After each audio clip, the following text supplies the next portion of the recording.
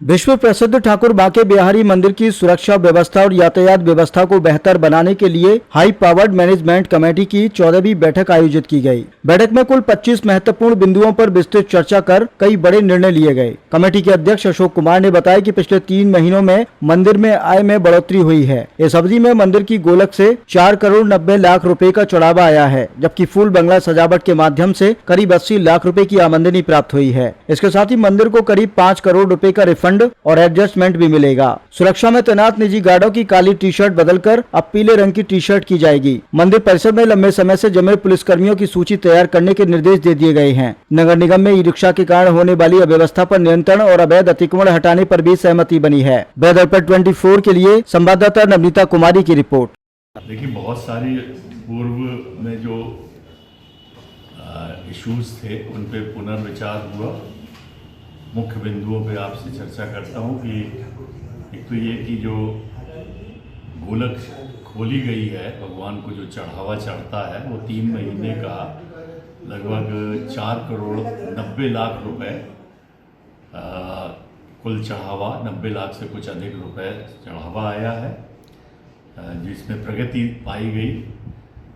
और इसके बाद जो भगवान का जो दर्शन का समय है, हमारे गोस्वामी बंधु लोग थे, चारों मेंबर, समय उनके अनुसार भी और वैसे भी व्यक्तिगत रूप से जानकारी के अनुसार समय से मंदिर खुल रहा है, समय से दर्शन की व्यवस्था हो रही है। फूल बंगला भी सजाया जा रहा है और फूल बंगला में जो सजावट की गई है वो इस पीरियड में लगभग 80 लाख रुपए फूल बंगले की सजावट में कुल धनराशि आई है, जो एक अच्छा वो है धनराशि का मूल्य।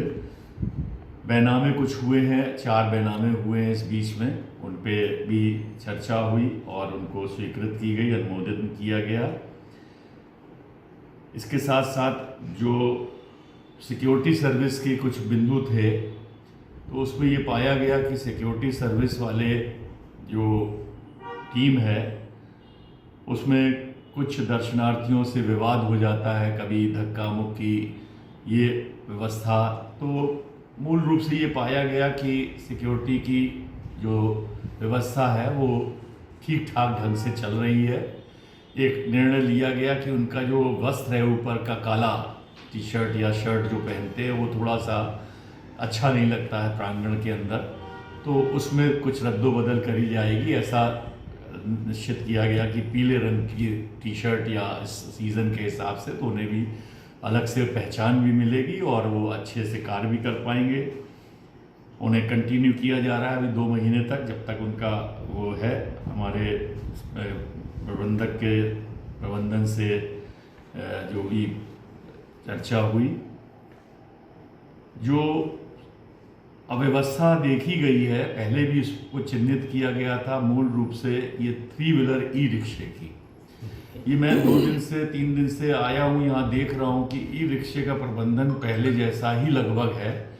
कुप्रबंधन जिसे कहेंगे, हर पॉइंट पर जहाँ एंट्री है, जहाँ पर रोक देते हैं, ये प्रशासन का दायित्व है और विशेष रूप से पुलिस और ये आरटीओ के द्वारा ये उचित नहीं पाया जा रहा है, क्योंकि प्रबंधन ठीक नहीं है और गाड़ियां बहुत दूर पार्क कराई जा रही है। पार्किंग पे अनायास पाया जा रहा है कि मथुरा वृंदावन नगर निगम लिख दे रहे हैं, पार्किंग वाले प्राइवेट हैं। तो ये सचेत किया गया कि इस पर तुरंत कार्रवाई करें। तो जो अपर नगर आयुक्त थे उन्हें भी इस बारे में निर्देशित किया गया, एसपी सिटी को भी बताया गया। एक और विषय था कि जो बिहारी जी के टेम्पल के अंदर और आसपास के एरिया में पुलिस के द्वारा व्यवस्था में कुछ कंप्लेंट्स आ रही थी, उन पे भी चर्चा हुई और उन पे सुधार की भी बात हुई। और एक उस पे ये भी निश्चित किया गया कि जो भी पुलिसकर्मी 5 वर्ष से अधिक बिहारी जी के प्रांगण में सर्विस दे चुके हैं, उनकी एक लिस्ट बनाई जाए, क्योंकि वो लगातार सर्विस देते देते भी एक ऐसा लगता है कि प्रबंधन में कमी आ जाती है और उनका मानस बदल जाता है, उनके तरीके बदल जाते हैं और वो पुलिस की सर्विस ना करके और पंडागिरी करने लगते हैं।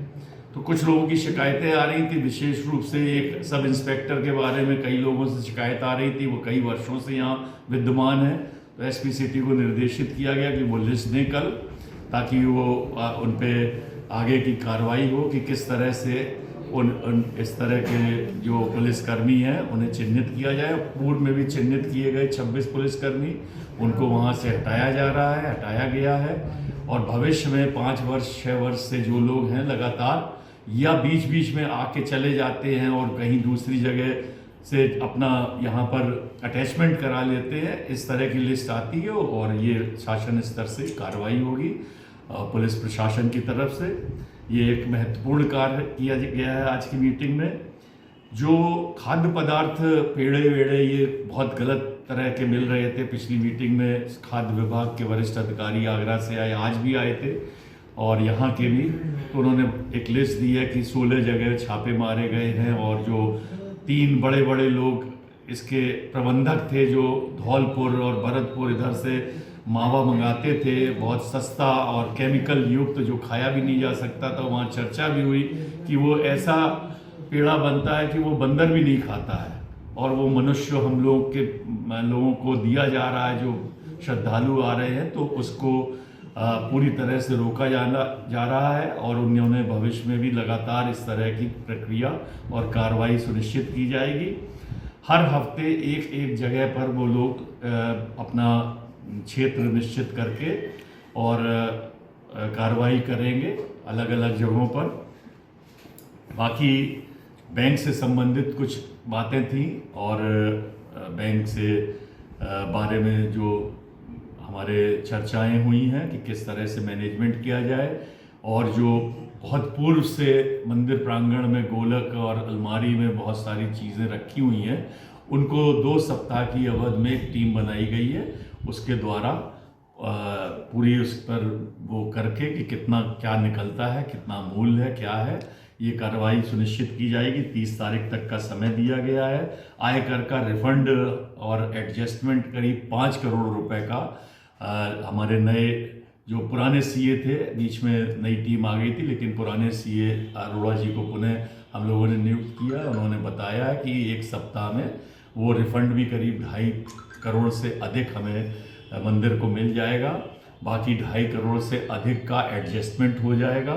तो ये बिहारी जी की कृपा से ये भी बहुत दिनों से रुका था, कई वर्षों से, पिछले मेरे ख्याल 2013-14 से लगातार ये इस समय पूरा मिल जाएगा। मैं ब्याज के मिलेगा तो लगभग उनके हिसाब से 1 करोड़ रुपए ब्याज का भी इसमें मूल्य जुड़ेगा।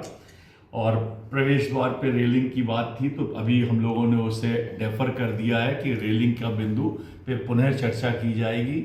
एक और निर्देश दिया गया है कि मंदिर के सभी रास्तों में आप देखते हैं कि लोग अपनी दुकानें आगे बढ़ा के लगाए हुए हैं। इन दुकानदारों से जो अतिक्रमण किया गया है, ये तत्काल प्रभाव से कल तक में इसको हटाया जाएगा। हर रास्ते पर 2 व्हीलर अनायास तरह तरह से तिरछे आड़े तिरछे खड़े करे जा रहे हैं। कल भी हम लोगों ने ये देखा था, जिससे आने जाने वाले पतली पतली गलियों में ये लोग खड़े कर देते हैं। ये वहीं के दुकानदार हैं या रहाइश वाले लोग हैं, उन्हें तत्काल हटाया जाएगा, ये निर्देश दिया गया है और कल से इस पर कार्रवाई होगी। बिना नंबर की गाड़ियां वहाँ पाई गई थी, सब गाड़ियों पे नंबर डलवाना, काले शीशे लगा के गाड़ियां चल रही हैं जो शहर में, इन सब पर कार्रवाई होगी।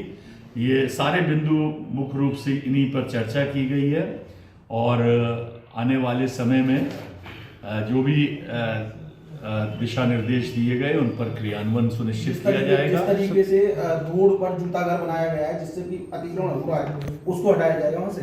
देखिए, जहां भी अतिक्रमण है, चाहे वो जूता घर का है, चाहे वो किसी की दुकान बाहर निकली हुई है, और वो अतिक्रमण अगर आने जाने वाले श्रद्धालु को दिक्कत दे रहा है तो उसे हटाया जाएगा। ये आप समझिए, श्रद्धालु के आने जाने की गलियों में अगर गली 5 फीट चौड़ी है, उसमें इधर भी बाइक खड़ी है, इधर भी बाइक खड़ी है, आप सोचिए कितनी तकलीफ होती है। उसके साथ जो साइड की गलियां हैं वो बताते हैं बिल्कुल ही बंद सी हो गई हैं। तो ये गलत है। ये तो वहाँ के लोगों को, देखिए सिविक सेंस खत्म हो गया, सब्जेक्टिव सिविक्स बंद हो गया पढ़ाना। तो इसलिए हम लोगों की नई जनरेशन को कुछ समझ में नहीं आ रहा क्या कर रहे हैं, क्या करना चाहिए। अपने पैर पे खुद कुल्हाड़ी दुकान आगे बढ़ा के मार रहे हैं सिर्फ दिखाने के लिए।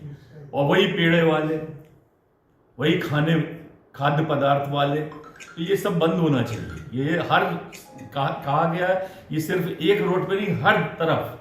और आप लोगों से भी आग्रह है कि अगर इस तरह की चीज़ें आपको भविष्य में दिखें कल के बाद, तो आप लोग अपने तरफ से उसको हम लोगों को बताएं और अपने माध्यम से उसे प्रकाशित करें, लोगों को उस पर जागरूक करें, जिससे कि आने वाले समय में सुचारू आवागमन हो सके। विद्यापीठ से जो रेलिंग लगनी थी सर, उस पर क्या प्रोग्रेस हुई?